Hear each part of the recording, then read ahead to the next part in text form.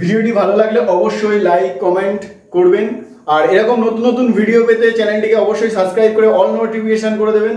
আর হ্যাঁ, আপনারা যারা ডান্স শিখতে ইচ্ছুক এবং প্রোগ্রাম বুকিং করতে চান অবশ্যই স্ক্রিনে দেওয়া নাম্বারে যোগাযোগ করতে পারেন। তো thank you for watching this video.